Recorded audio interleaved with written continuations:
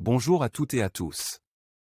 Aujourd'hui, dans cette vidéo, je vous parlerai des différentes options que vous avez en cas de rejet de votre demande de regroupement familial. Je vous parlerai des voies de recours et vous pourrez alors constater que vous n'êtes pas démuni en cas de rejet de votre demande. Ce rejet peut être contesté et remis en cause et aboutir, au final, à un réexamen favorable de votre demande. Allez, c'est parti.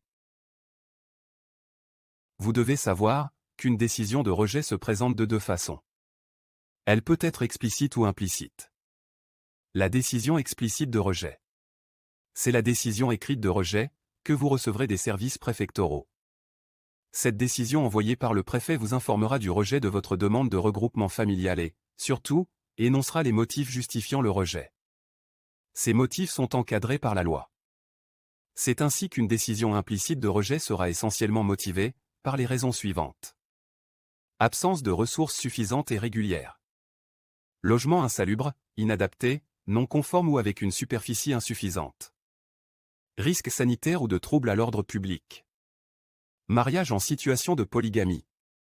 Non-respect de la condition de l'âge des enfants bénéficiaires, pas plus de 18 ans, etc. La décision implicite de rejet. Il peut arriver que le préfet ne réponde pas à votre demande. Qu'il reste silencieux et vous laisse sans réponse, même après vos relances.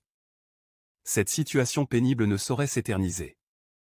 Heureusement, le législateur a prévu de régler ce cas de figure. Rappelez-vous, dans une de mes précédentes vidéos, je vous expliquais qu'une fois votre dossier complet a été déposé et tous les justificatifs fournis à l'OFII, une attestation de dépôt vous était remise. Cette attestation confirmait le bon enregistrement de votre demande et la complétude de votre dossier. C'est précisément à partir de ce niveau que le législateur intervient pour apprécier la décision implicite de rejet. En effet, à partir de la date de délivrance de l'attestation d'enregistrement du dossier complet de votre demande de regroupement familial, le préfet a un délai butoir de 6 mois pour vous répondre. À l'issue de ce délai butoir, si le préfet n'a pas répondu, vous pouvez considérer que votre demande a été rejetée. On parle alors d'une décision implicite de rejet, car le silence du préfet vaut rejet de la demande. Vous constaterez que dans ce cas, le préfet ne justifie pas sa décision de rejet. Il n'a qu'à rester silencieux et ne rien dire, pour qu'il y ait rejet.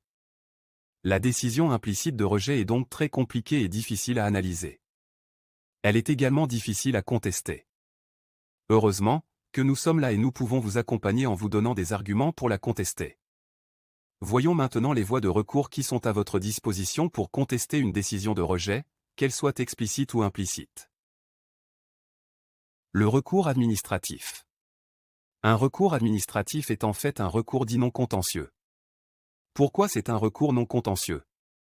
Pour la simple raison que le demandeur se rapproche de l'autorité même qui a rejeté sa demande ou alors du supérieur hiérarchique de cette autorité, afin de lui demander de revenir sur sa décision de rejet et de lui accorder une décision favorable. En fait, il existe deux types de recours administratifs, qui dépendent de l'autorité à qui sera adressé le recours. Le recours est dit gracieux, quand le demandeur sollicite directement le préfet qui a rejeté sa demande. Le recours est dit hiérarchique, quand le demandeur s'adresse directement au supérieur hiérarchique de ce préfet, à savoir, au ministre de l'Intérieur. Bon à savoir. Le recours administratif doit être effectué dans des délais précis. C'est ainsi qu'il ne sera pas accepté s'il est fait plus de 2 mois après la réception de la notification de la décision de rejet de la demande de regroupement. En cas de rejet implicite, donc non notifié, le recours administratif doit se faire dans le délai de 2 mois qui suit la fin du délai de 6 mois d'attente après la réception de l'attestation d'enregistrement de la demande de regroupement familial. Rappelez-vous que je vous ai dit plus haut qu'après la délivrance de l'attestation d'enregistrement de votre demande, le préfet a 6 mois pour vous répondre. Au-delà, si vous n'avez pas obtenu de réponse du préfet, il faudra considérer votre demande comme rejetée. Il s'agit alors d'une décision implicite de rejet. À partir de la fin de ce délai de 6 mois, vous avez 2 mois pour faire votre recours administratif. Au-delà de ce délai de 2 mois, votre recours ne sera plus accepté. Ça c'est de la théorie, parce qu'en pratique, en cas de décision implicite de rejet, il est possible de faire un recours administratif plus de 2 mois après la date butoir. J'aurai l'occasion de vous expliquer tout cela dans une vidéo spécialement conçue pour vous accompagner dans vos recours et dans laquelle je vous présenterai des astuces qui vous permettront de faire votre recours en mettant toutes les chances de succès de votre côté. Le recours contentieux. Le recours contentieux peut être fait immédiatement après une décision implicite ou explicite de rejet. Dans les 2 mois de celle-ci. Il peut également être fait dans les 2 mois d'une décision implicite ou explicite de rejet d'un recours gracieux ou d'un recours hiérarchique. En d'autres termes, vous pouvez d'abord faire un recours gracieux ou un recours hiérarchique et si la réponse du préfet ou du ministre de l'Intérieur est défavorable, ou si 2 mois après le recours, vous n'avez pas obtenu de réponse, vous pourrez alors faire un recours contentieux. Vous pouvez aussi décider de faire immédiatement un recours contentieux sans faire, au préalable, un recours gracieux ou hiérarchique. Enfin, il est même possible de faire un recours contentieux en même temps qu'un recours gracieux ou hiérarchique. Ce recours est dit contentieux car il aboutit à la saisine du tribunal administratif. Le juge administratif est saisi dans le cadre de la contestation de la décision de rejet. Il est demandé au juge de constater l'absence de motivation ou le peu de motivation de la décision de rejet. De constater un excès de pouvoir ou décision prise sans fondement légal, mauvaise application de la loi, erreur sur la loi applicable, etc. Vous devrez faire la démonstration auprès du juge administratif, que vous remplissez toutes les conditions requises pour faire venir votre partenaire auprès de vous. Cette démonstration, qui n'est pas facile à faire, doit être bien argumentée et précise en tout point. À ce propos, nous pouvons vous aider en analysant votre demande de regroupement familial et en vérifiant si vous remplissez effectivement toutes les conditions requises pour faire venir votre partenaire ou votre famille. N'hésitez pas à nous contacter. Ce que vous devez savoir et c'est très important, c'est que le recours contentieux est une procédure judiciaire. Comme toutes les procédures judiciaires, elle prend beaucoup de temps. Les délais moyens sont au minimum de 12 mois. Parfois même, de 18 mois. Cela est trop long. Surtout quand on a un partenaire qui se trouve à l'étranger et qu'on ne voit pas régulièrement. Ne désespérez pas. Il est possible de faire une procédure accélérée, une fois que vous avez fait votre recours contentieux. J'insiste là-dessus.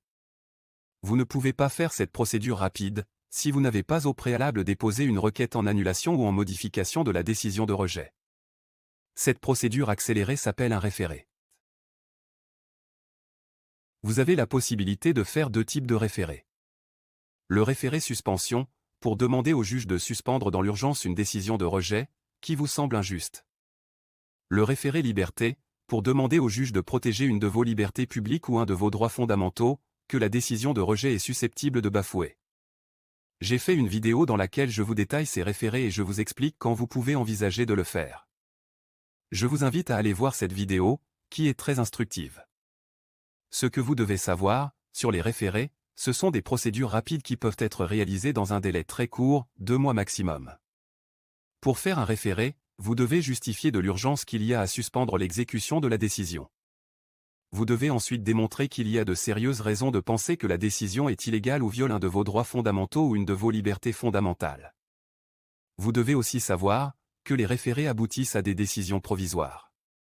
C'est-à-dire que le tribunal prendra une décision qui ne sera pas définitive, mais qui sera prise dans l'attente de la décision sur le recours en annulation.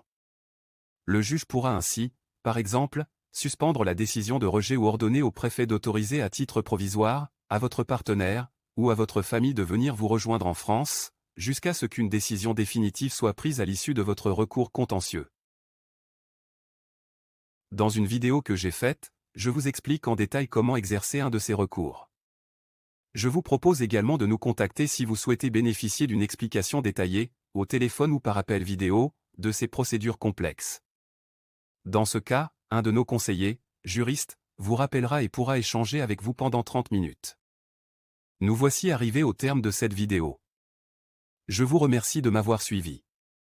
N'hésitez pas à nous contacter depuis le lien qui s'affiche ci-dessous, si vous souhaitez avoir plus d'informations ou si vous avez des questions à poser. Si vous avez aimé ma vidéo, je vous remercie d'avance de cliquer sur le bouton « J'aime » se trouvant ci-dessous et de vous abonner à ma chaîne. À bientôt.